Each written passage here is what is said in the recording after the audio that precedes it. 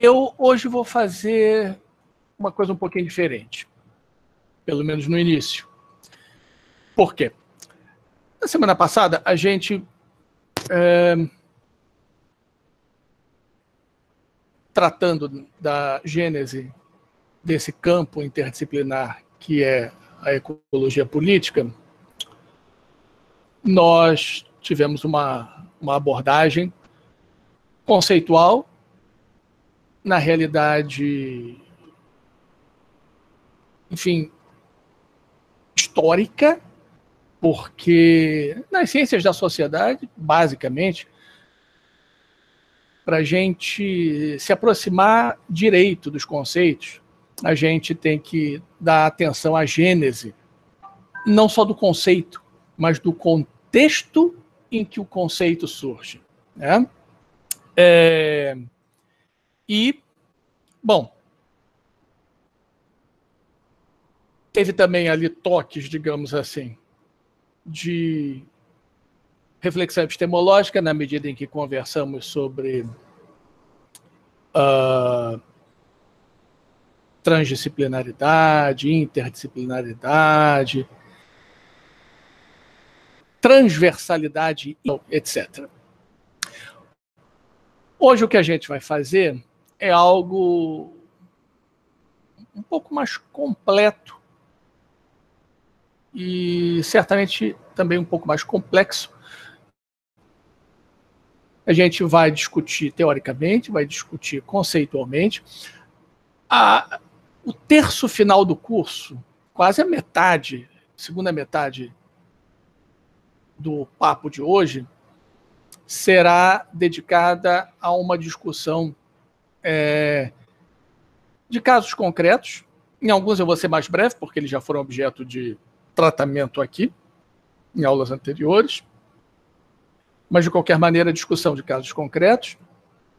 Mas eu vou começar hoje, na verdade, com um papo que é filosófico e é lógico, né? E aí, para isso, eu vou pedir a ajudinha de vocês. Eu vou pedir que vocês participem um pouquinho. Eu não estou enxergando vocês, mas isso não é problema. O importante é ouvi-los. E eu vou propor um experimento mental aqui para começar. E aí eu vou fazer umas perguntinhas para provocar vocês. E eu vou pedir que vocês se pronunciem, participem um pouquinho. Tá bom? Então, nosso tema de hoje, temas e desafios, parte 1, a luta por justiça ambiental. Bom, vamos lá. Antes da gente falar em justiça ambiental, por uma questão lógica e cronológica, vamos conversar um pouquinho sobre justiça. O que é a justiça? A justiça em geral. O que é o justo, o que é o injusto? E aí, é nesse contexto que eu vou propor um experimento mental. Bom, vamos lá. Bom, estamos vendo aí um navio naufragando. Na realidade, esse navio especificamente é o Titanic, né? Como a gente diz por aqui, o Titanic, que ficou famoso aí, sei lá, uns 20 anos atrás, não é isso? Com um filme de cinema, lá com superastros, como o Leonardo DiCaprio e tal. E aí o meu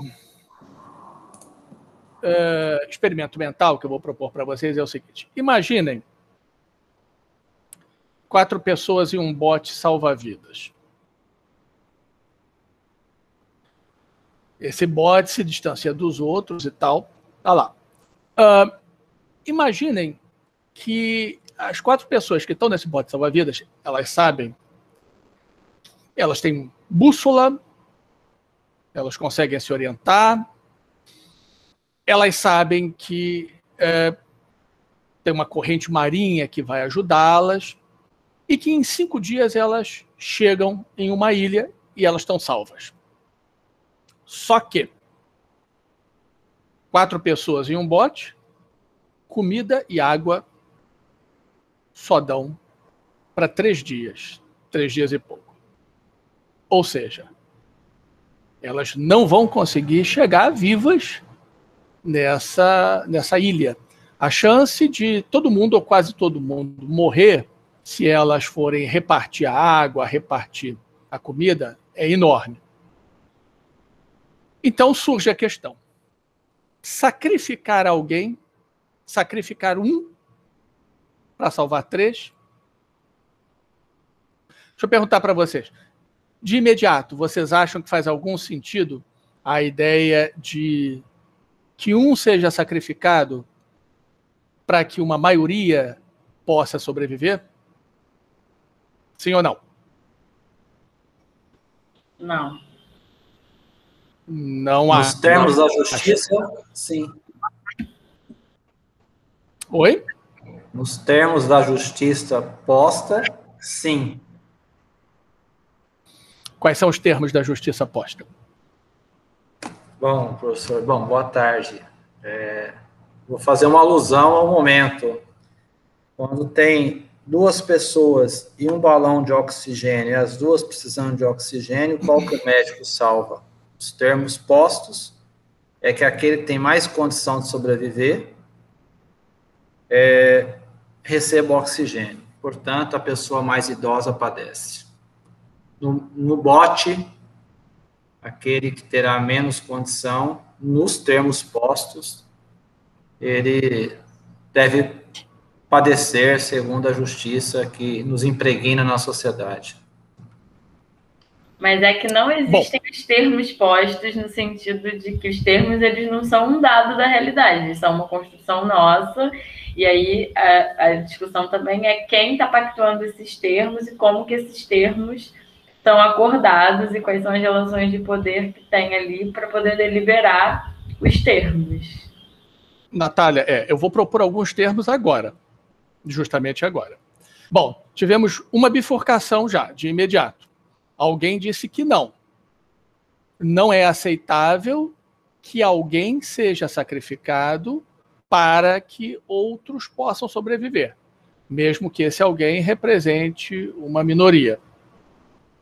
Minoria, estamos aqui lidando com 4 pessoas e um bote, não estamos entrando em nenhum tipo de detalhe sobre se corresponde essa pessoa a uma minoria étnica ou uma minoria no sentido de desprovida de alguma habilidade física básica, como visão, locomoção. Não, minoria no sentido numérico. Né? E uma outra resposta que foi, sim, aquele ou aquela... não vamos ainda pensar em termos de grupo, estamos no exercício mental falando de 4 pessoas num bote. Aquele ou aquela com menor chance de sobrevivência, não é? Seria sacrificado, para que aquele com maior chance de sobrevivência possa sobreviver. Então aqui a gente já tem uma bifurcação. Deixa eu agora acrescentar alguns complicadores para a gente continuar raciocinando. Bom, a questão de não é aceitável que ninguém seja sacrificado. Essa é uma resposta possível. Ela foi dada, inclusive, na história da filosofia, na história da reflexão ética, da reflexão sobre a justiça. Eu vou fazer menção a isso daqui a pouco. Assim como a resposta, sim, é aceitável que poucos sejam sacrificados pelo bem de muitos, né? Também essa resposta foi dada. E aí, imaginemos, então, algumas variantes dessa segunda resposta. Sim, é aceitável que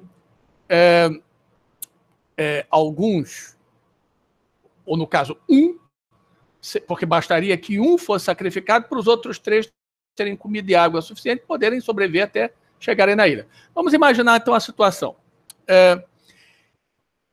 Que circunstância poderia fazer com que um pudesse ser sacrificado? Seria, por exemplo, a lei do mais forte? Por exemplo, se houvesse uma criança entre eles, digamos que essa criança comesse e bebesse exatamente o suficiente para impedir que os outros 3 se salvassem. E a criança sendo mais frágil, é fácil a gente imaginar que a decisão possivelmente seria jogar a criança do bote. Agora, será que isso teria algum tipo de lastro ético, moral? O que vocês acham?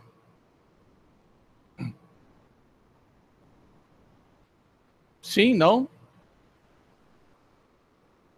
Uma criança entre os 4, 3 adultos e uma criança.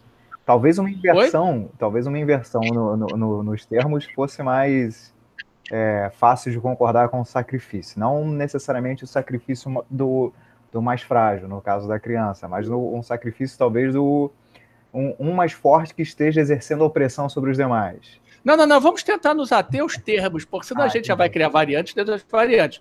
Tentem raciocinar junto comigo, assim, com a maior objetividade possível. E aí, no caso, a criança, seria aceitável? Eticamente? Não. Depende de como a gente enxerga a criança. Como assim? Aí a gente... Porque o Valdir estava falando, não, se fosse uma pessoa mais velha, tudo bem, porque ela teria menos tempo de vida. Aí não, a criança não, porque a criança tem uma vida inteira pela frente. Isso é uma maneira de ler o mundo. Eu também posso ler que aquela pessoa mais velha ela é imprescindível, porque ela acumulou toda uma trajetória e ela vai ter uma série de coisas para passar para a gente. E essa criança ainda não acumulou nada da nossa cultura e ela pode morrer. Então depende de como a gente enxerga o que é a existência da criança e o que é, enfim, o que é a existência de todos nós, né? São considerações. Eu adianto para vocês o seguinte, que jogar fora do bote a criança, o que seria em 90%, talvez, dos casos, o que aconteceria na prática, pelo fato de ela não conseguir resistir, e aí os outros 3, se aproveitando da sua força, entraria um consenso sobre isso, não encontraria respaldo em nenhum tipo de reflexão ou teoria ética. Agora, a segunda consideração que a Natália fez, já possivelmente encontraria sim, eu vou fazer menção a isso daqui a pouco, levando-se em conta expectativas no que diz respeito à maximização de benefício futuro. A criança é um ponto de interrogação, enquanto que, digamos, você tem ali com 35 anos de idade alguém que é uma espécie de Mahatma Gandhi com 35 anos de idade ou um comprovado benfeitor já, tão jovem, com 35 anos de idade, mas comprovado, ou seja, alguém que poderia ter o seu valor do ponto de vista dos interesses de uma hipotética maioria assegurado. Vamos mudar um pouco agora. Eu não quero me alongar demais nisso, mas eu só quero introduzir mais algumas variantes. Imaginemos que nesse bote tem um camarada que, desesperado, bebeu água do mar. Bebeu água do mar, se desidratou, está lá morrendo. E aí os outros 3 consideram que, bom, ele seria o candidato natural para ser jogado do bote, já que provavelmente ele vai morrer mesmo. Não é 100% certo isso, mas digamos, o cara está péssimo e, no entanto, está consumindo comida, está consumindo água ainda. Então, que tal apressar o fim dele? Seria, do ponto de vista... inclusive daqueles que pensam que existe um valor intrínseco ou um direito intrínseco à vida e que ninguém deveria ser jogado do bote. Será que, nesse caso, poderia ser jogado do bote? Já que, embora não haja certeza absoluta, é altamente provável de que ele não vai sobreviver e, se ele ficar ali, o que vai acontecer é que ele vai comprometer a sobrevivência dos outros. Sim ou não?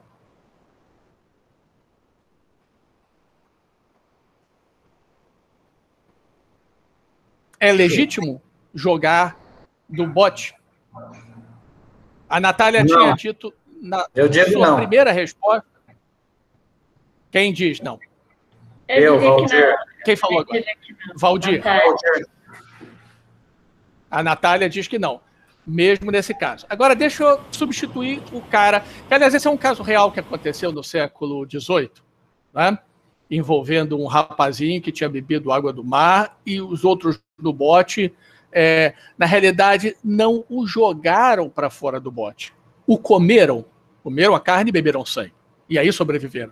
Mas é que eu estou simplificando a história e também não querendo ser tão dramático e tal, né? Dizendo que basta se livrar da pessoa para que haja água e comida suficiente para todo mundo. Mas vamos imaginar que, em vez de alguém que bebeu água do mar, entre os 4 você tinha um criminoso de guerra. Um criminoso nazista, ou um criminoso sérvio lá da antiga Iugoslávia, alguém responsável pela morte de 40 mil pessoas, 40 mil civis, entre eles crianças, mulheres e idosos, responsável por estupros coletivos. E esse cara estava no bote, ele estava, na verdade, sendo levado em custódia e ele foi parar ali no bote junto com outras 3 pessoas, e essas 3 pessoas sabem quem ele é. Todo mundo, ou no caso, aqueles que responderam não, existe um direito intrínseco, continuariam aceitando como fora de cogitação que se atirasse alguém para fora do bote, no caso ele, o criminoso de guerra? Um Eduardo Paes já seria suficiente. Ok, estamos falando de um criminoso de guerra propriamente, é o caso, digamos, eu acho que um pouquinho mais extremo do que o do Eduardo Paes. O que vocês acham? No caso, o Rafael... Oi, no caso, o Rafael, imaginando que ele está falando a sério, ele já jogaria se fosse o Eduardo Paes. Mas eu prefiro me ater aqui ao caso do criminoso de guerra. Oi, fala. Foi Valdir? Acho que, assim, nós estamos julgando de maneira externa, né? Já estamos julgando, ou seja, estamos fazendo exercício da justiça e não estamos no barco. Estamos imaginando que existem princípios de justiça, exato, porque já existe barco e existem regras postas. A gente está, implicitamente, Valdir, a gente está, digamos assim, refletindo sobre possíveis princípios de justiça. E que o mundo não acabou. Ou seja, o barco vai chegar em terra firme, tem uma continuidade. Sim. Se existe uma continuidade, esse criminoso de guerra, no barco, ele só é mais uma pessoa. Ele responde fora do barco. Sai do barco e fica lá preso. Então, ele não pode simplesmente entrar no critério de que, por ele ser um criminoso de guerra, ele deve ser o primeiro a ser lançado no mar. E nem quem esse cara. Eu acho que a melhor solução é super ótimo. Pera, gente, desculpa. Tentem não falar atravessado.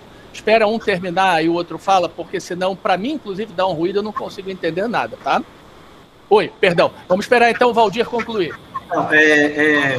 Então, nesse contexto, se eu colocar o sujeito que tomou água, a criança e o criminoso de guerra, o sujeito que toma água, pelo desespero, se ele quebrou um acordo do barco, ele assume o risco dele.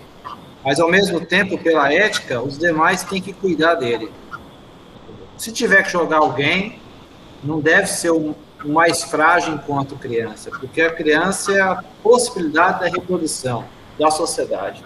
É nesse contexto da minha concepção de justiça que está posta, né? Ou seja, aquela que eu estou nela, ou seja, que eu vivo. Se ela é boa ou ruim, eu concordo com a Natália, né? Existem outros princípios. É isso. Ok. Alguém tinha, eu acho que era Maíra, alguém queria fazer um outro comentário. Não, na verdade eu fiz uma piada, mas Não, acho bom também poder falar um pouquinho. Eu já tive as minhas crenças românticas a respeito de ética. E você acha a ética uma crença romântica? Não. Acho que você não quis dizer isso. Não, existem variações. A ética é uma coisa que vão ter variedades de sistemas éticos, né? Claro. Mas eu já tive momentos de achar que era um pouco mais, de idealizar mais do que o que eu tenho hoje. Eu acharia super legal matar o cara que é um criminoso de guerra, eu acho ótimo, né? Porque eu acho que É lógico, né, que, enfim, a pessoa precisa ter oportunidade de dignidade, né, iguais ao máximo que se possa permitir, e se deve esforçar para que a gente ofereça dignidade igual para as pessoas sempre. Mas a partir do momento que a pessoa lança a mão da vida dela para subtrair a dignidade de outras pessoas, eu entendo que esse é um momento onde ela perde a dignidade dela, obviamente, em algum grau, né? Não é preto no branco. Eu acho que existem variações para isso acontecer, mas é uma forma de eu pensar. Bom, deixa eu interferir aqui um pouquinho, porque a gente precisa apressar um pouquinho o processo aqui, tá? Ok, a Maíra introduz uma coisa interessante, porque ao mesmo tempo em que o Valdir ele faz uma pergunta do ponto de vista prático fundamental, o barco está no mundo e haverá um depois. Esse depois pode implicar, inclusive, independentemente de qualquer coisa, mesmo no caso de um criminoso de guerra que, dependendo da situação, dependendo do país, possivelmente seria condenado à morte. Né? Dependendo da situação, dependendo do país. No caso de Nuremberg, por exemplo, foram condenados à morte vários. Né? Aquelas pessoas que jogaram criminoso para fora do barco, e se ficar provado que foi intencional e não, digamos, que o criminoso escorregou numa casca de banana e caiu do barco, elas podem ser processadas. Mas aí entram alguns aspectos que já nos levam para outros lugares, mas são interessantes, né? Um é o medo de uma represália posterior. Isso, de certa forma, é externo a uma consideração estritamente ética. A consideração estritamente ética é o que se deveria fazer, independentemente de o meu medo de eu sofrer uma represália em função de algo que seja considerado uma transgressão ou um crime, ou seja lá o que for. Outra coisa vai se confiar num aparelho de Estado que irá julgar o criminoso e, deposita-se confiança em que o aparelho de Estado é a instância que poderia julgar um criminoso de guerra. Existem alternativas a isso, existe toda uma reflexão. Vejam, vocês estão entendendo claramente, eu estou fazendo o papel todo aqui de advogado do diabo lá, aqui, ali, me alternando. Eu não estou ainda, pelo menos, não estou assumindo nenhuma posição. Estou colocando vários termos e variantes no experimento. Né? Agora, existe, por exemplo, a alternativa histórica da chamada justiça popular. Imagina que aquele bote seja um microcosmo e que, digamos, os outros três sejam o povo, e a maioria decidiu que, no caso, aquela minoria seria privada de direitos, porque, como disse a Maíra, ela demonstrou por atos e fatos que ela não tem compromisso com a dignidade alheia. Então, portanto, se é para... Ainda por cima, numa situação limite, porque, vejam só, aí não seria nem apenas uma aplicação de uma justiça punitiva ou retributiva, é simplesmente aquilo que é a figura que existe também, que é chamado de estado de necessidade. Então, no caso de uma situação de estado de necessidade, quem é que vai? Vai o criminoso de guerra. Né? E ainda uma outra consideração, digamos que o criminoso de guerra, depende também das situações, né? Não seja executado, nem vá para a prisão perpétua, a chance de ele escapar e cometer outros crimes seria ponderável ou não. Enfim, só para a gente abreviar então, para não ir mais longe, vamos mudar um pouquinho mais. E nós, em vez de termos 4 pessoas num bote, temos 3 pessoas e um cachorro. Digamos, um pastor alemão, um cachorro grande aí, ou um dog alemão, um cachorro grandão que come, bebe água. Nesse caso, se você atirar o cachorro do bote, você já garante que as 3 pessoas, Homo sapiens sapiens, vão sobreviver. Vocês atirariam o cachorro do bote ou alguém, digamos, levanta uma objeção a se atirar, no caso, o cachorro do bote? Posso falar? Pode. Eu acho que artificialmente nós acharíamos errado, mas na prática eu tenho certeza que todo mundo jogaria o cachorro. Porque é naturalizado. Será que acharíamos errado? Todo mundo acharia errado? É naturalizado, na minha opinião, que a gente, numa situação extrema, onde a sobrevivência está atuando e não só a capacidade de intelectualizar o senso de justiça, eu tenho certeza que todos nós jogaremos o cachorro. Mas porque pela naturalização da sensação de valor em relação à espécie que a gente adquire, mesmo que a gente não queira, mesmo que a gente queira se opor a isso. Eu acredito que numa situação extrema todos nós jogaremos o cachorro. E o cachorro... Bom, a Maíra provocou vocês todos, porque ela generalizou. Ela disse que vocês todos têm certeza que nós todos jogaremos o cachorro. Alguém tem certeza... Perdão, deixa eu terminar de falar, por favor. Alguém tem certeza que não jogaria o cachorro? E aí, portanto, discordando da Maíra? Eu não jogaria o cachorro. Eu mataria ele, salgaria ele e garantiria... Não jogaria. Não, mas comeria ele. Comeria ele. Ok. É uma resposta, inclusive, muito mais plausível do que o canibalismo que foi cometido naquele caso concreto no século XVIII, né? Perdão, no século XIX. Inclusive, naquele caso concreto, depois eles foram a julgamento numa corte inglesa e foram condenados, mas no fundo, uma coisa que a Maíra acabou de comentar, no fundo acharam que eles estavam certos em comer o rapaz que tinha bebido água do mar.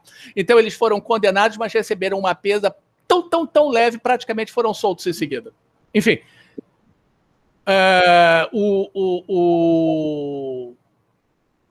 o Valdir, então, está dando razão aí e acrescentando alguns pontos aí. Mas parece que a Natália tinha pedido a palavra e dito que não jogaria o cachorro. Ou eu vi mal? Não, na verdade, eu não falei que se jogaria ou não, mas de que o exercício é esse de criar uma hierarquia, uma valorização das vidas. E qual vida que importa mais. E, sem dúvida, por esse critério da espécie sapiens, todos nós acharíamos que, obviamente, o cachorro não merece viver como a gente. E aí é pensar um pouco que valores que a gente dá para essas outras vidas.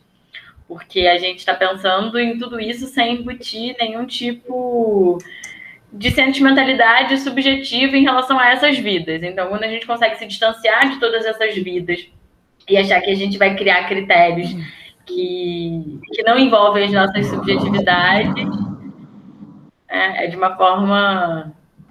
Enfim, assim, foi um pouco para pensar sobre isso, no quanto que a gente acha que a gente está fazendo escolhas frias e bastante objetivas a respeito de hierarquizar as vidas.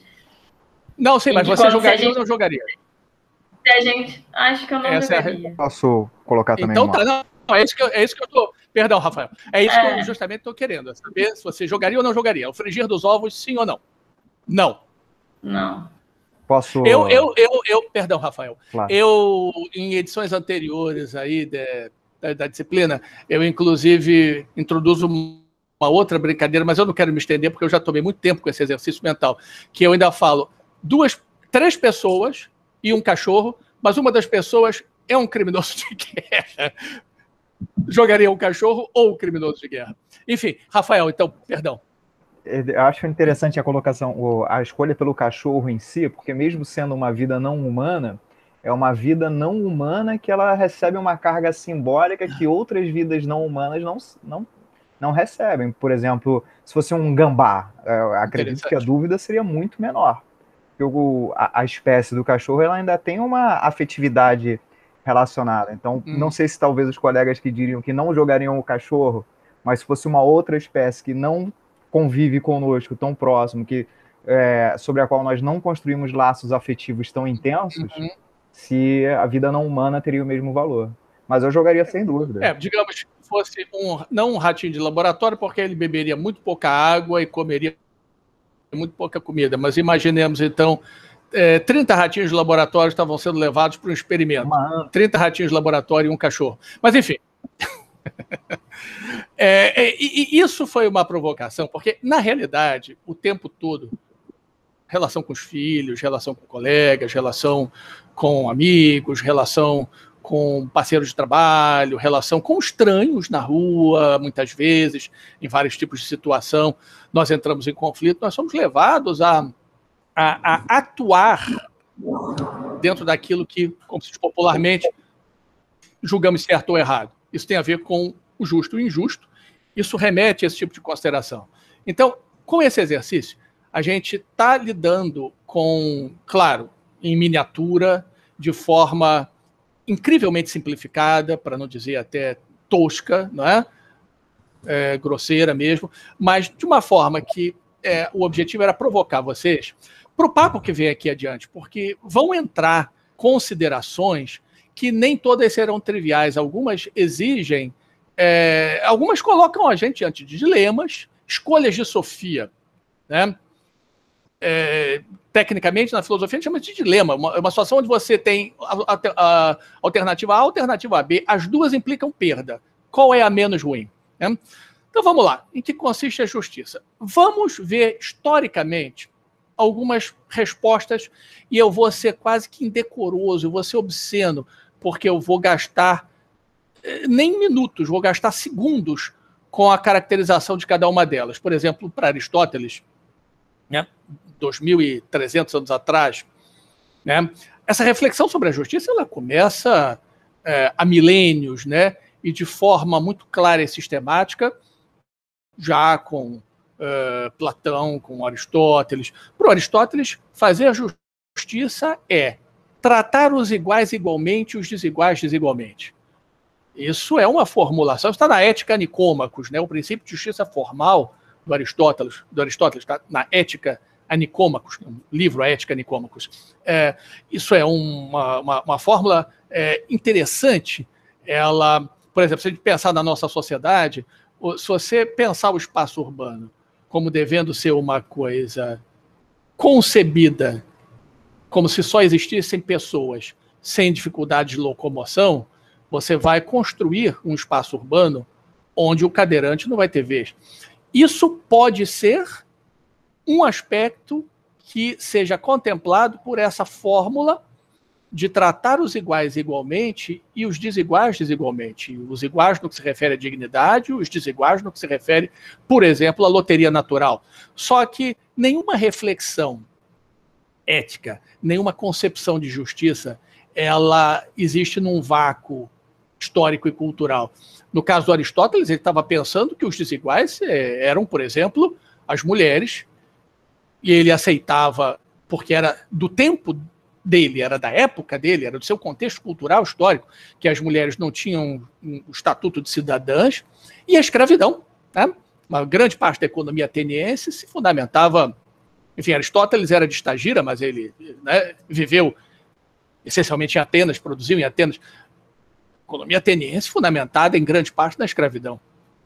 Jeremy Bentham, quem conhece alguma coisa do Foucault, já ouviu falar no Panopticon, e o Panopticon foi uma coisa bolada pelo Bentham, que foi esse jurista e filósofo inglês, que é o pai criador do utilitarismo. O utilitarismo é uma doutrina que pode ser formulada através da seguinte máxima: produzir ou garantir o máximo de prazer ou de felicidade para o maior número possível de pessoas. De maneira que o utilitarismo ele justifica que poucos, ou uma minoria, sejam sacrificados em nome do bem comum ou daquilo que seja reconhecido como a satisfação de necessidades ou do prazer ou da felicidade de muitos, ou de uma maioria. Com isso, Bentham, ainda que ele não tivesse exatamente essa intenção, poderia justificar várias coisas, inclusive, por exemplo, a escravidão nos Estados Unidos, ou seja, aquelas situações de escravidão, de servidão, onde quem estava escravizado ou submetido à servidão ou alguma opressão não fosse uma maioria, mas sim uma minoria étnica, ou seja lá o que fosse. Immanuel Kant.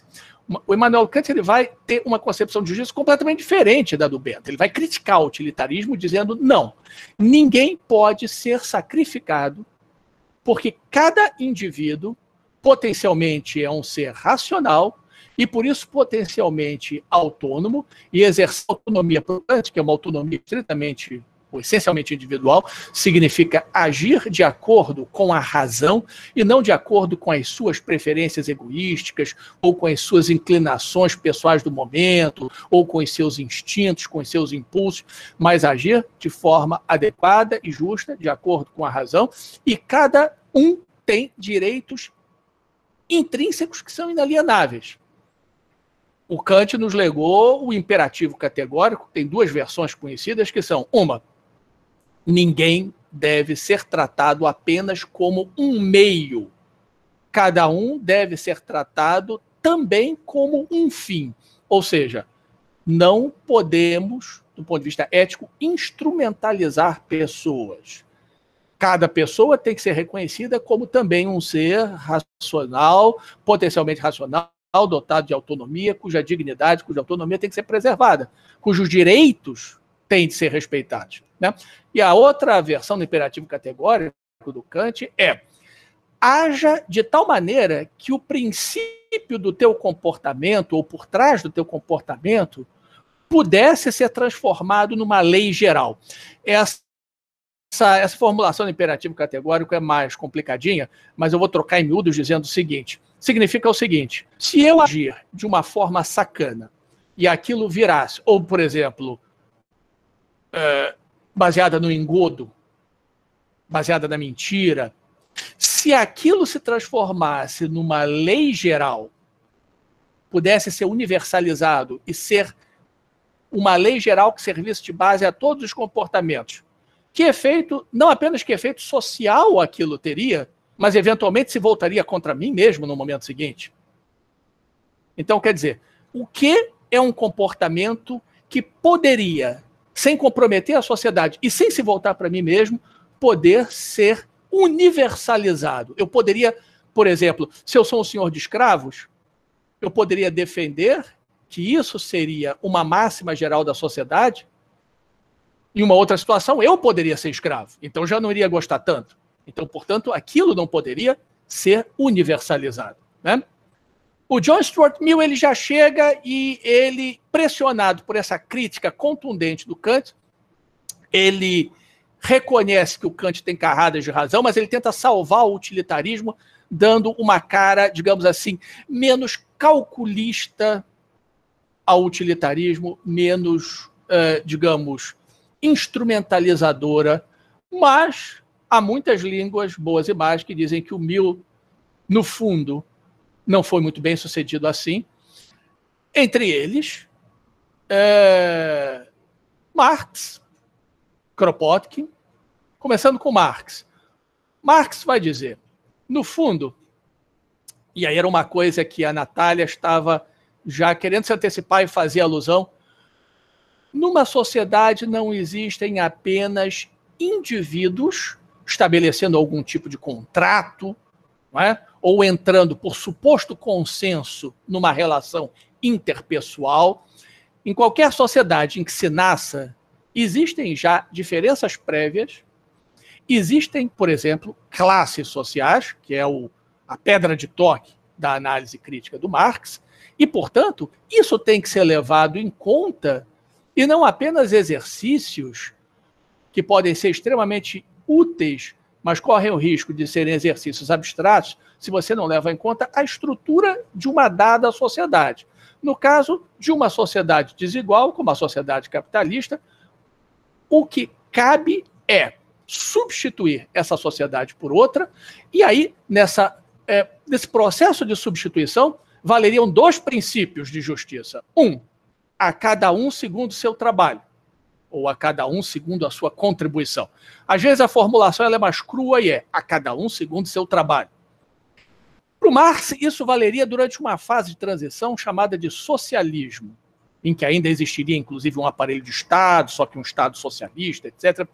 E numa fase posterior, chamada de comunista, aí valeriam outras duas máximas, não mais a cada um segundo a sua contribuição, ou a cada um segundo o seu trabalho, mas sim de cada um segundo as suas possibilidades ou capacidades, repito, de cada um segundo as suas capacidades e a cada um segundo as suas necessidades. Aí vem o Kropotkin e eu digo aqui explicitamente o Kropotkin, porque vários anarquistas clássicos, inclusive gerações anteriores ao Kropotkin, estiveram muito próximos daquela formulação coletivista do Marx com relação à fase socialista, a cada um segundo sua contribuição, né? E o Kropotkin diz, não, com isso a gente acaba abonando, a gente acaba endossando hierarquias sem levar em conta que a diferença de contribuição individual, ela própria vai ter uma história prévia, ela vai ser condicionada pelas estruturas sociais, e ela vai ser condicionada até por aquilo que o John Rawls, de quem eu vou falar em seguida, chamou de loteria natural. Então, seria também injusto adotar em que momento seja, mesmo que num suposto momento de transição, como regra de justiça, a cada um segundo a sua contribuição. A gente deveria, de imediato, se ater ao objetivo de construir uma sociedade cujos princípios de justiça seriam de cada um segundo as suas capacidades, reconhecendo as diferenças individuais em matéria de capacidade, e não punindo em função de diferenças que às vezes tem a ver com a loteria natural, e a cada um segundo as suas necessidades, de acordo com o princípio de altruísmo, de benevolência socialmente generalizado. A gente dá um salto agora de muitas gerações e a gente vai parar no John Rawls, com seu livro do começo dos anos 70, que nos países de língua inglesa, John Rawls, não sei se vocês já tinham ouvido falar nele, ou visto o rostinho dele, John Rawls é alguma coisa quase como um santo laico, né? Discussão sobre a justiça, ela passa digamos, em 100% das vezes, por uma discussão do Rawls, e até que o Rawls tinha razão, se o Rawls estava 100% certo ou apenas 90% certo, etc. O Rawls, num livro que, portanto, dispensa comentários, né, virou um best-seller. Ele, nesse livro, Uma Teoria da Justiça, A Theory of Justice, de 1971, o Rawls, ele cria um artifício para nos provocar com relação a que critérios de justiça a gente adotaria.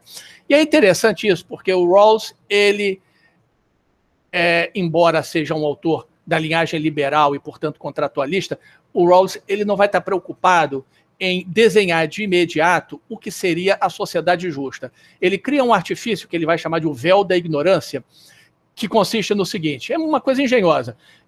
Imaginem vocês que vocês estivessem numa situação em que vocês não sabem se vocês vão nascer homens ou mulheres, negros ou brancos, senhores ou servos, senhores ou escravos, ricos ou pobres, com deficiência física ou sem deficiência física, com deficiência visual, sem deficiência visual, superdotados ou de inteligência mediana ou medíocre.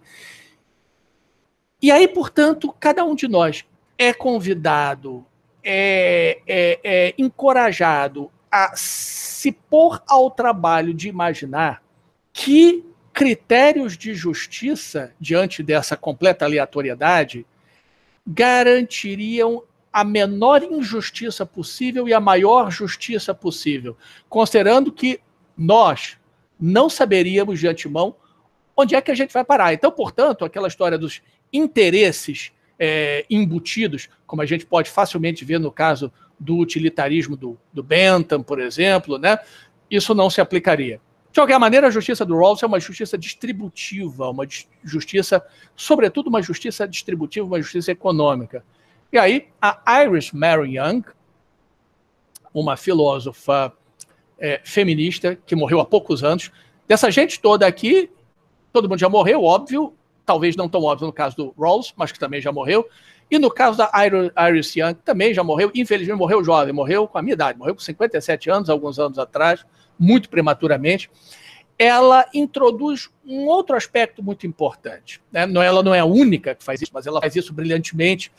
Ela chama atenção para o fato de que a justiça distributiva não é o único tipo de justiça ou de aspecto a ser levado em conta, ou seja, distribuição de bens, aquilo que o Rawls chama de bens primários, mas também, digamos, reconhecimento público, dignidade, reconhecimento de identidades, de memória, de história, não é? Então, isso é um aspecto importante também.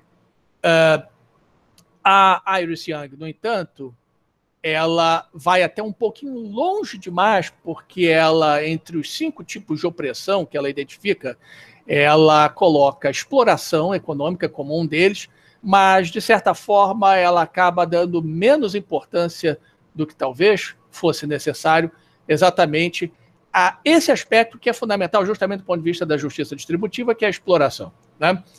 Não é à toa que eu gosto muito do Cornelius Castoriadis, porque ele justamente abre a agenda de uma forma muito similar ou, digamos, comparável ao que fez a Iris Young, e ele faz isso, na verdade, até antes dela, sem, no entanto, secundarizar, sem negligenciar o componente propriamente distributivo, ou o componente econômico, o componente econômico-social.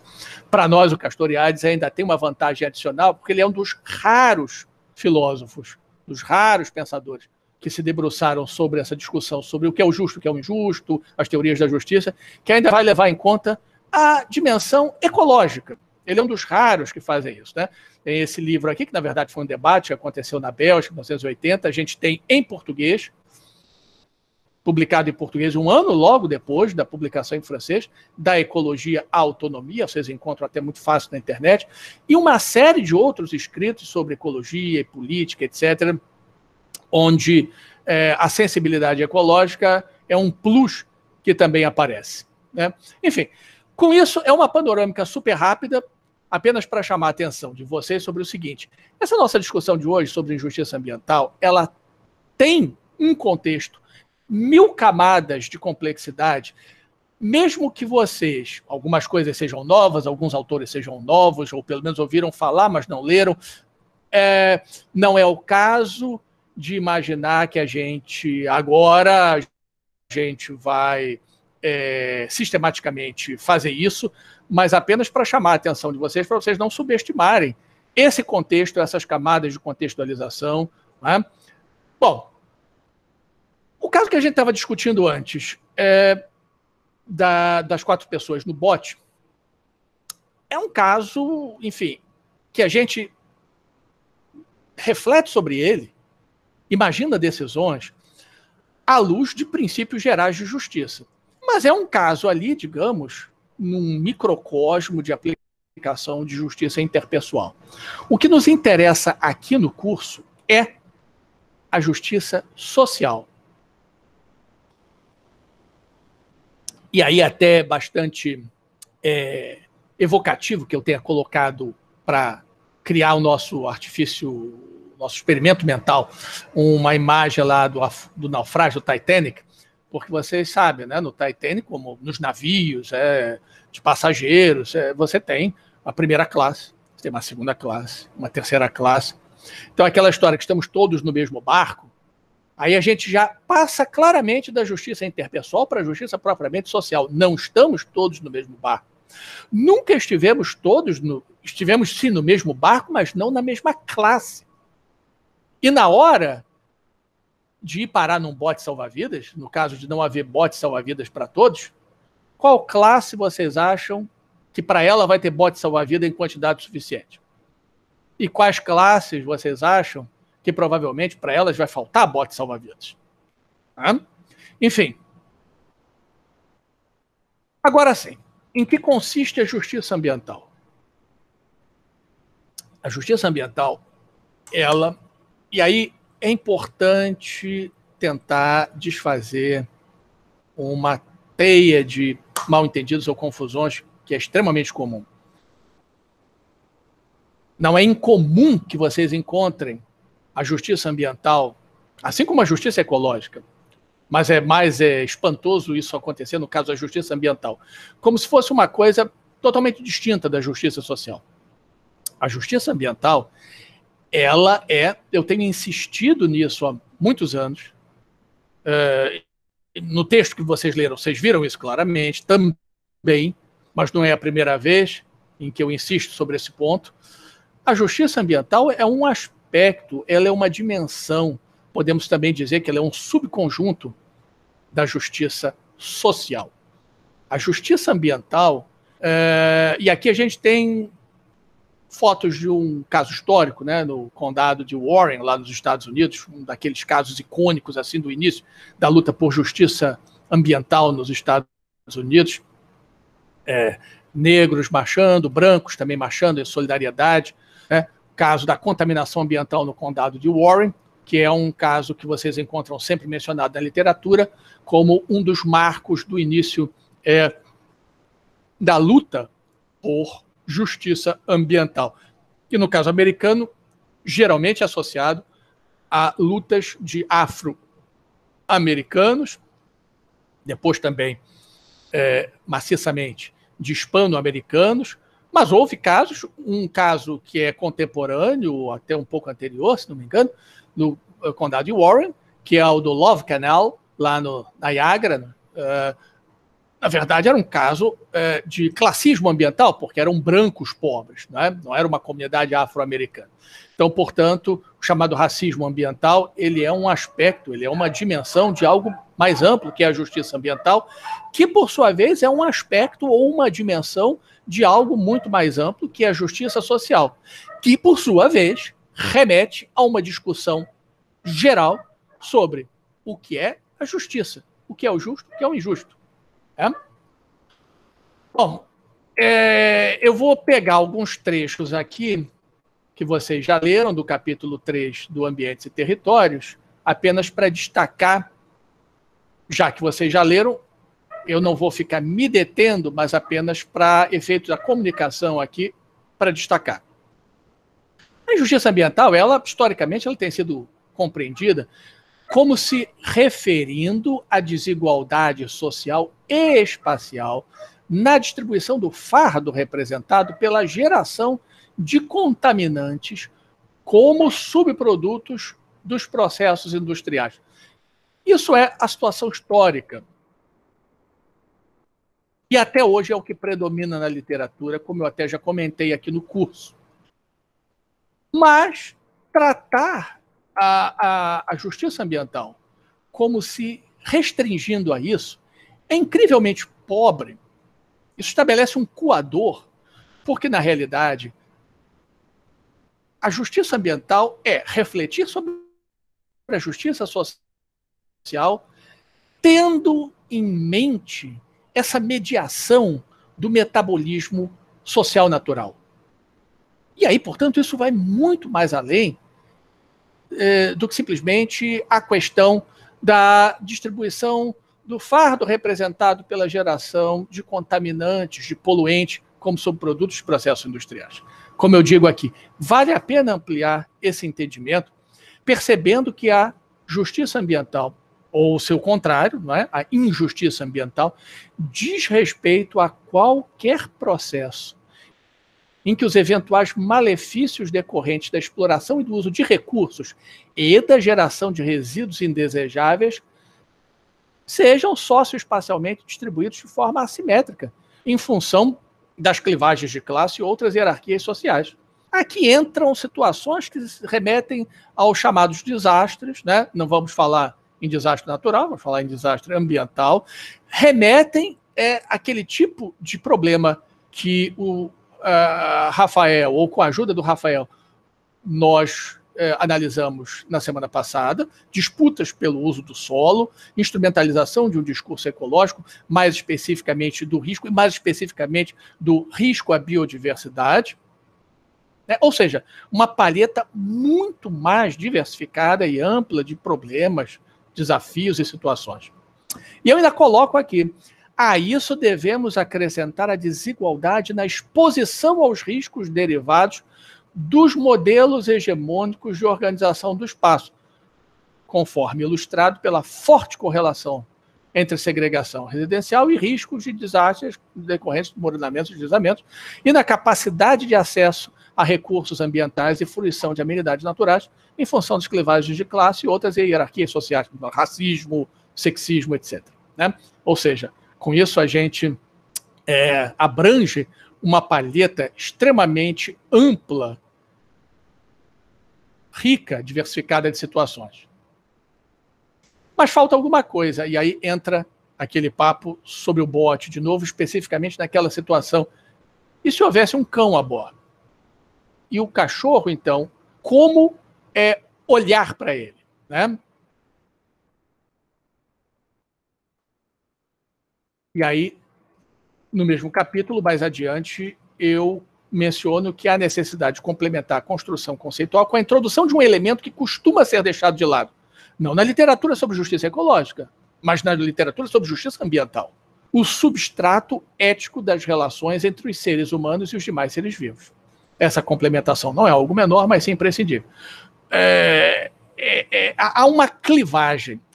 Eu disse antes que, de forma, a meu ver, totalmente equivocada, muitas vezes se trata a justiça ambiental como se fosse uma coisa distinta, inteiramente distinta da justiça social e não como um subconjunto dela.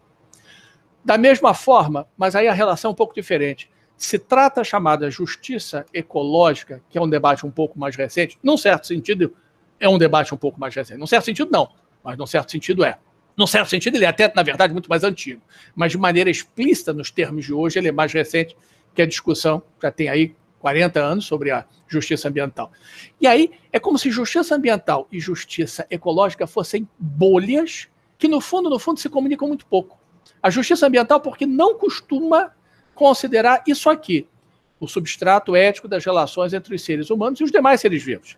E a justiça ecológica porque costuma não reconhecer nenhuma legitimidade a qualquer diferença de tratamento empático, para não dizer simpático, a uma solidariedade intraespécie e uma solidariedade interespécie. E há, digamos, eu não só por ler, mas por dialogar, ou às vezes, digamos, tentar dialogar com ativistas, por exemplo, veganos, imbuídos de um forte sentimento de compromisso com a ética da liberação animal, ou dos direitos animais, animal rights, e da justiça ecológica, às vezes é muito difícil, digamos assim, até mesmo trazer fortes preocupações com relação à necessidade e direitos e peculiaridades culturais de grupos humanos, sem que isso não pareça antropocêntrico. E antropocentrismo, nesses ambientes, costuma ser o pior dos palavrões. Bom, tudo isso sempre provocando vocês, na expectativa ou com a esperança de provocar vocês construtivamente. Vamos lá. E aí eu entro de chofre aqui, né? Justiça social, justiça ambiental, justiça ecológica. Vamos, de maneira muito expedita, porque tem um texto, e se vocês quiserem outros textos meus onde eu abordo essas questões, também posso recomendar ou passar para vocês. Acho que um deles eu, inclusive, vou mencionar daqui a pouco, não me lembro mais. Mas de forma assim, muito expedita, vamos colocar algumas interrogações, ou fazer algumas provocações, para a gente...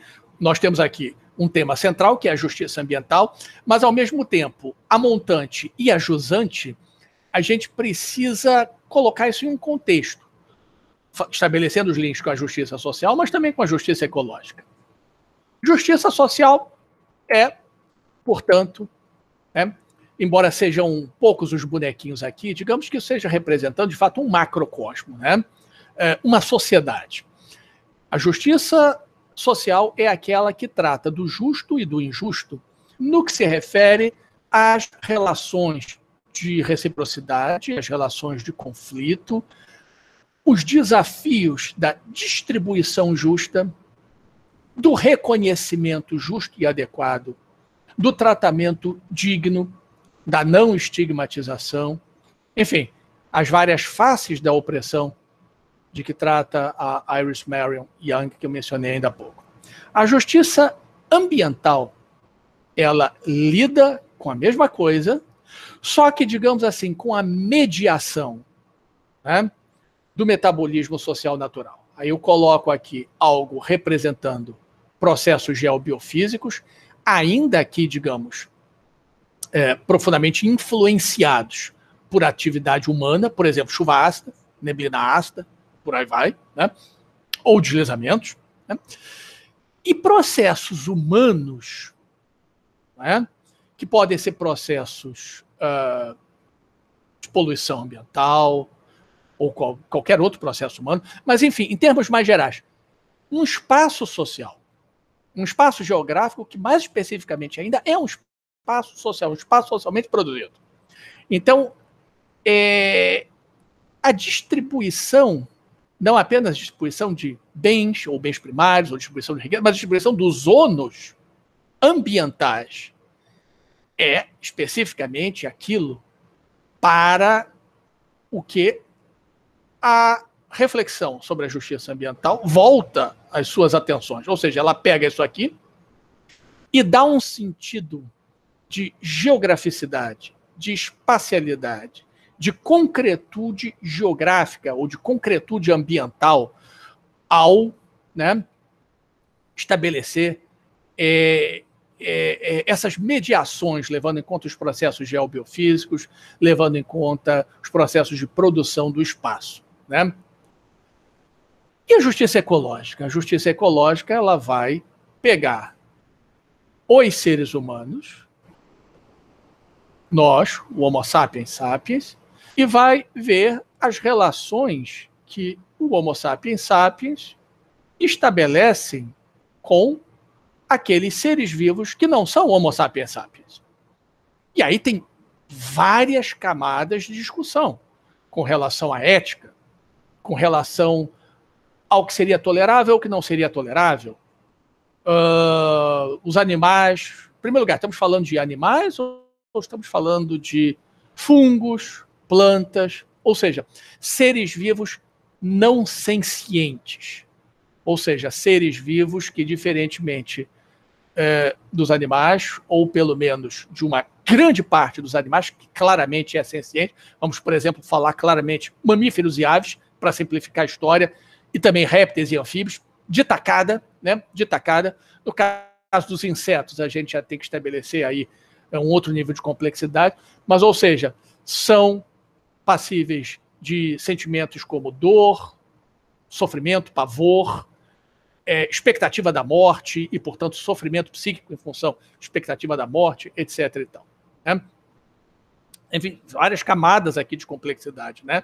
Não necessariamente todos os direitos são atribuídos. O Rafael, de alguma forma, quis vocalizar isso, né? Ou vocalizou isso com o exemplo que ele deu lá do gambá, e eu complementei com os ratinhos de laboratório, né? Na verdade, os ratinhos de laboratório são um exemplo delicadíssimo, porque os ratinhos de laboratório, assim como o gambá, são animais sencientes. Aí, no caso, não é por uns serem sencientes e outros não. O cachorro é senciente, o gambá é senciente, os ratinhos de laboratório são sencientes. Mas uma outra questão que costuma aparecer tem a ver com um certo grau de antropomorfismo ou um certo grau de proximidade na escala evolutiva.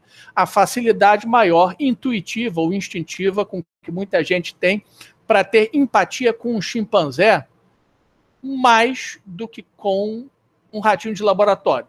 E com um ratinho de laboratório, infinitamente mais do que com, digamos, uma barata. Tá? Baratas, por exemplo, que, inclusive, talvez todos vocês usassem um termo como praga, né? Que é um termo, inclusive, que alguns defensores dos animal rights e ecologistas também questionam um pouco. Não vou entrar nesse tipo de detalhe, mas só para mostrar o grau de complexidade aqui, né?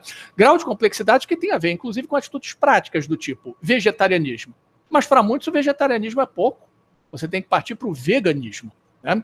Ou seja, qualquer coisa, mesmo que não implique necessariamente num sofrimento físico e muito menos na morte de um animal senciente, mas se implicar a exploração de um animal senciente, por exemplo, extração do leite, privar o bezerro de leite ou diminuir o leite do bezerro, na verdade, não privar inteiramente, mas, enfim, capturar uma parte do leite para consumo humano, que seria o leite apenas do bezerro, ou então os ovos da galinha, isso seria indevido.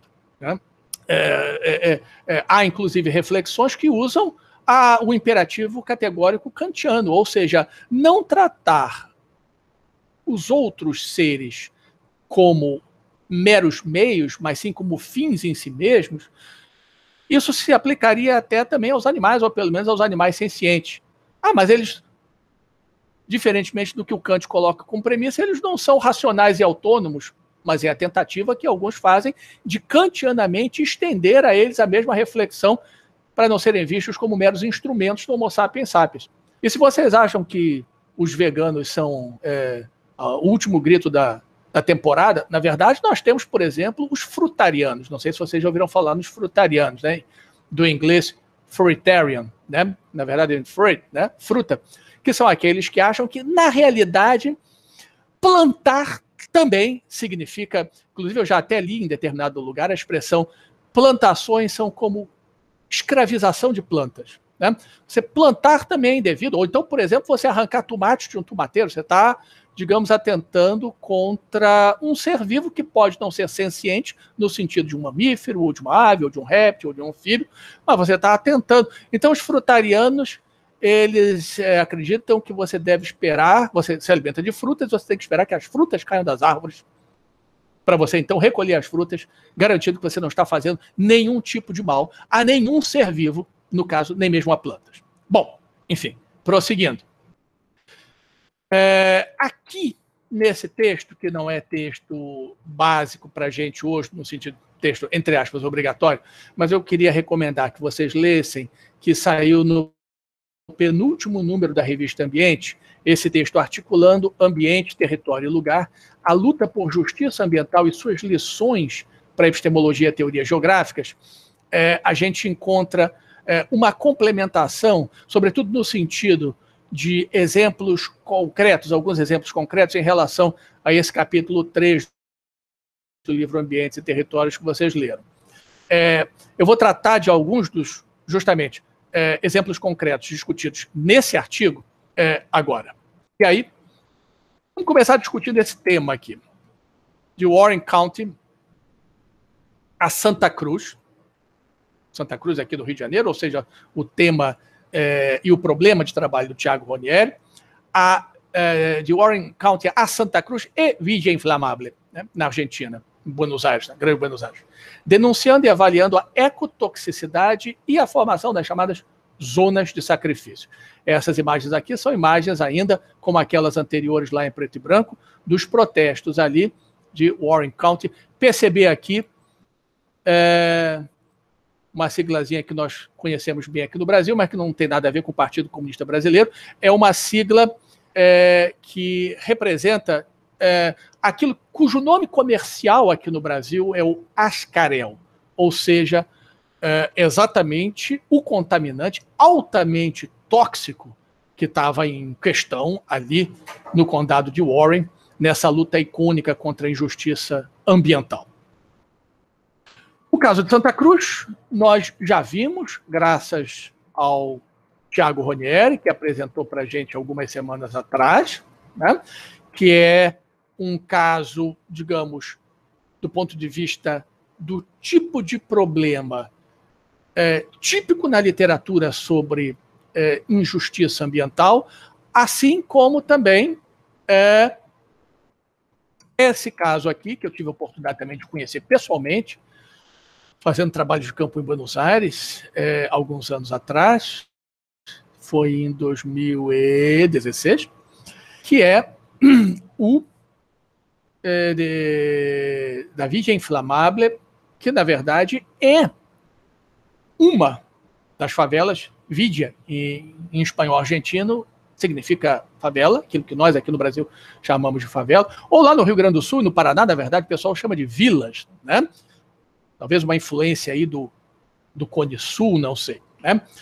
A Villa Inflamable, inclusive, que é um exemplo que foi objeto já de estudos importantes aí, da Débora Swistun, uma antropóloga inclusive nascida dessa Villa, do sociólogo Javier Ayuero e outros colegas. O caso da Villa Inflamable, que fica ali na bacia do Rio Matanza-Riachuelo, diferentemente de Santa Cruz, que vocês viram, né, algumas semanas atrás, que é algo ligado à siderurgia, no caso aqui é a petroquímica, mas digamos, a racionália da problemática é semelhante, né, contaminação ambiental, e aqui, na verdade, é uma situação que, em alguns sentidos, faz a gravidade de Santa Cruz parecer até bem pequena, porque em matéria de doenças, em matéria, inclusive é um processo bem mais antigo do que Santa Cruz, em matéria de gravidade, de contaminação, é alguma coisa assim de arrepiar os cabelos, até de quem está acostumado com esse tipo de situação. Bom, agora sim, um caso que aí eu não vou me estender muito por causa da hora, por isso eu vou recomendar que vocês leiam aquele artigo da revista Ambientes, não é? Articulando o ambiente, território e lugar, porque ali eu apresento esse caso, que é um caso bastante interessante, que nos remete a um outro tipo de discussão, áreas de risco geotécnico e, mais particularmente aqui, o enviesamento antifavela da GeoRio. Eu tive um aluno de graduação, que a Natália conhece, que é o Matheus Barroso Mantel. O trabalho dele de conclusão de curso foi exatamente sobre esse caso aqui da GeoRio. Eu, na verdade, botei na mão dele algumas dicas importantes para ele entrevistar algumas pessoas e tal, porque esse era um caso que eu já conhecia de muitos anos. Eu não vou citar o nome, embora a pessoa já não esteja mais há vários anos trabalhando na GeoRio, mas eu não vou citar o nome mesmo assim. Mas eu tive a oportunidade de conversar muitas vezes com um técnico que chegou a ter uma posição importante como técnico na GeoRio, que para quem não é do Rio de Janeiro, é a antiga Geotécnica, né, que é Fundação Geotécnica, a Fundação GeoRio, que é aquela que lida com estabilização de encostas, na prevenção de movimentos de massa, né, que costumam cobrar vidas e patrimônio aí periodicamente numa cidade, num município como o Rio de Janeiro, com as condições que nós conhecemos de produção do espaço e nas condições de chuvas tropicais intensas, etc, etc, etc. Né? Então,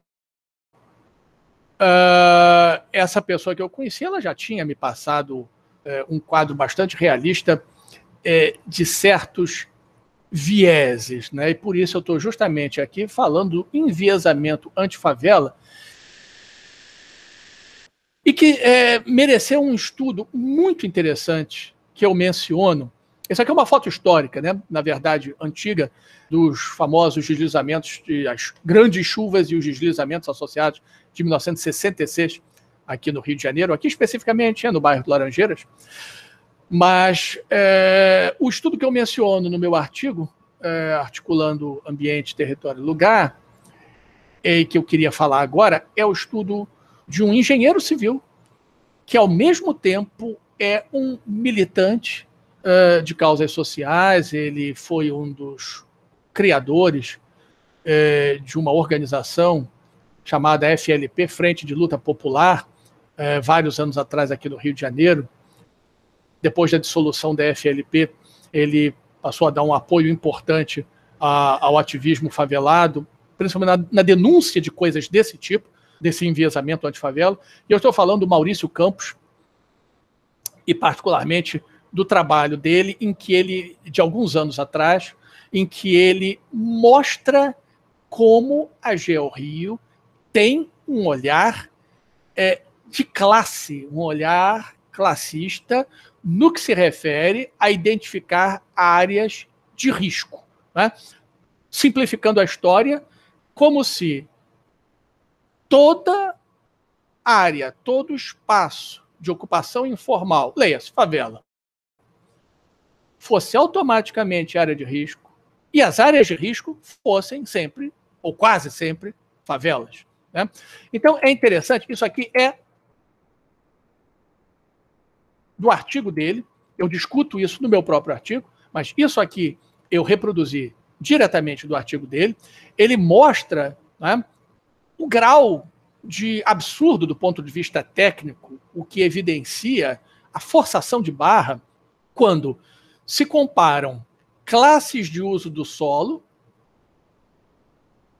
afloramentos rochosos, cobertura arbórea e arbustiva, cobertura gramíneo-lenhosa, favela, áreas de educação e saúde, áreas de lazer, infraestrutura pública, áreas residenciais, áreas agrícolas, áreas de comércio e serviços, áreas de exploração mineral, áreas de transporte industrial, notificados, com aposento. A única que aparece em caixa alta é favela, e aqui do lado a suscetibilidade a escorregamentos, a única que aparece com suscetibilidade alta é favela também. Todas as outras, baixo, baixo, baixo, baixo, baixo, no máximo médio ou baixo a médio. Né? E o Maurício Campos, além do mais, é engenheiro civil. Então ele vai justamente chamar a atenção para evidente, eu acho que até um leigo, né, um leigo que não seja ingênuo, ele percebe a forçação de barra por trás dessa, e aí num sentido técnico eu vou usar a palavra, dessa discriminação, ou seja, discriminar esse destaque, né, ao favela. Inclusive, separada de áreas residenciais, notem. Ou seja, áreas residenciais, outras, baixo. Lembram do trabalho que o Rafael Chaves apresentou na semana passada. É uma pena que a gente não tenha ali discutido, na semana passada, a fragilidade do documento técnico do próprio Ministério Público do Estado do Rio de Janeiro, elaborado pelo Corpo de Apoio Técnico, e que mereceu um contralaudo técnico assinado por um geógrafo e 3 arquitetos, inclusive ex-presidente do CREA-RJ, do Sindicato de Arquitetos e Engenheiros, etc., mostrando que, no caso do Maciço da Tijuca, é extremamente frágil, duvidosa, para dizer o mínimo, a argumentação técnica presente naquele suposto relatório técnico de vistoria, né? Ao mesmo tempo em que, digamos, ocupação residencial de classe média fica na sombra, ou seja, a total não isonomia no tratamento. O que bate em Chico não bate em Francisco. O que está acontecendo aqui com a geotécnica é exatamente isso. É isso que o Maurício Campos está mostrando. Uma completa falta, uma escancarada falta de isonomia.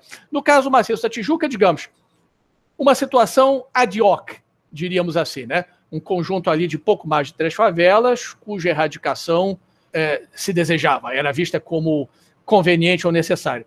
No caso aqui, digamos, a prioristicamente, ou seja, a prioristicamente, no plano classificatório, a favela de antemão, ela é suscetibilidade alta. E os outros todos, quase todos suscetibilidade baixa, inclusive outras áreas residenciais. Né? Enfim, tem essa setinha aqui, apenas o Maurício, ele diz aquilo que eu já acabei de falar, né? Note-se que a favela é o único tipo de, entre aspas, uso do solo associado a alta sensibilidade a escorregamento. Né? Enfim, ele mostra, inclusive, como isso, do ponto de vista lógico, técnico e lógico, não se sustenta.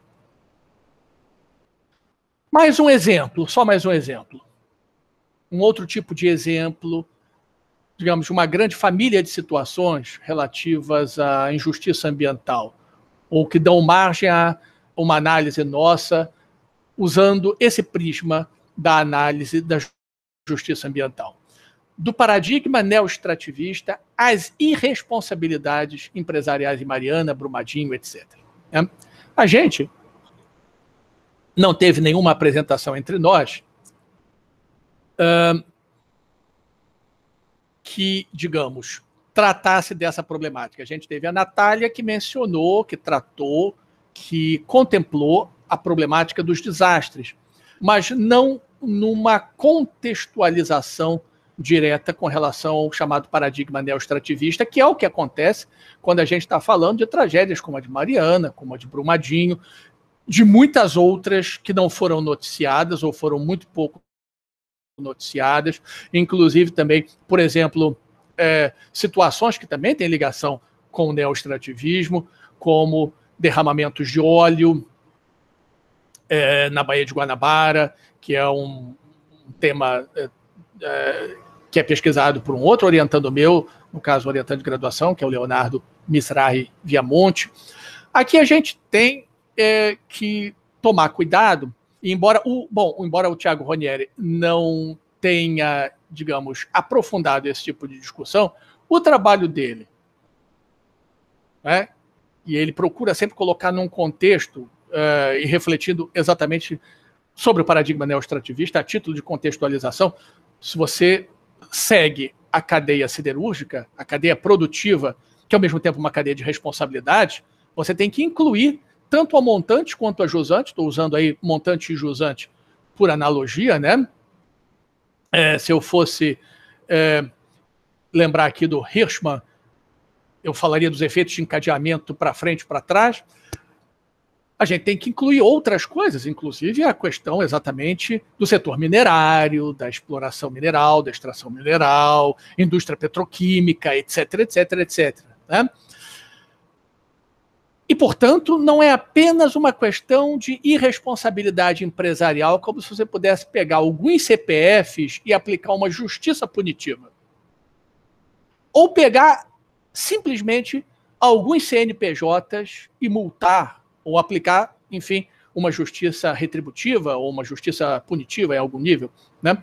Mas, na verdade, esses CPFs, eles só se explicam no contexto dos CNPJs, e os CNPJs só se explicam no contexto de uma economia capitalista, mais especificamente de relações norte e sul, do sistema mundial capitalista, ou da economia mundo, ou como diria o Jason, ou da ecologia mundo, num contexto onde você tem um paradigma neoextrativista que se beneficia e retroalimenta aquilo que vai acontecer num país da semiperiferia capitalista como o Brasil, em matéria de reprimarização da economia, em matéria de desindustrialização, em matéria de dependência cada vez maior para a obtenção de divisas, de você colocar em risco vidas, colocar em risco ecossistemas, de você esculhambar geossistemas inteiros e paisagens, isso com ganhos,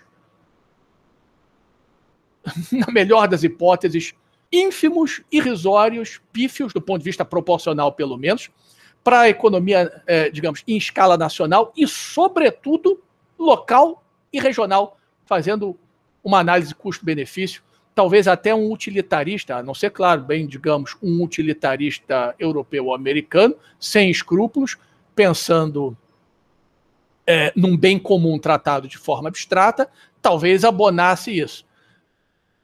Mas digamos que um utilitarista um pouco menos bitolado ou um pouco menos inescrupuloso, talvez, ou, digamos, no estilo do John Stuart Mill e não tanto no estilo do Bentham, tivesse já alguns senões importantes para colocar a respeito disso aqui, embora prisioneiro dos limites que é o pensamento liberal, né? Tanto do Bentham quanto do Stuart Mill, né? Ou seja, personagens que eu mencionei lá na frente, né? Bom, se vocês quiserem uma dica, o Clemens Augustinus Laschewski, que é um geógrafo alemão radicado há muitos anos no Brasil, professor da UFMG, ele tem um artigo no penúltimo número da revista Ambiente, aliás, é aquele mesmo número da revista Ambiente, onde saiu aquele meu artigo Articulando Ambiente, Território e Lugar, exatamente sobre Mariana e Brumadinho como exemplos. Enfim, ele analisa vários aspectos ali do crime, não é? Não vamos chamar aquilo, obviamente, de acidente, não é? E também enquanto acumulação por despossessão e land grabbing, que é uma discussão importantíssima no momento, justamente em associação com o agronegócio ou associação com o setor minerário e o neoextrativismo. Uma coisa particularmente importante que o Clemens aborda no artigo dele é o comprometimento de alto a baixo do aparelho de Estado em Minas Gerais com o que vai suceder, né? Com aqueles sinistros. E ele não está falando apenas da indústria de rima, ou, digamos, ele não está falando apenas de omissões ou problemas de um órgão ambiental estadual, ele está falando da própria Câmara dos Deputados. Né? Ele está falando de toda uma trama de responsabilidades compartilhadas que envolvem o executivo, que envolvem o legislativo. Então, portanto, não é apenas a Vale S.A., não é apenas a Samarco, empresas, é empresa, Estado. Estado em várias instâncias. E isso em várias escalas. Não basta você olhar, obviamente, local, regional, nacional. Você tem que justamente colocar isso num plano internacional, não apenas porque a empresa é uma transnacional, mas porque o próprio paradigma neoextrativista que se retroalimenta desse tipo de situação, né, ele só é explicável numa escala global. Né? Enfim,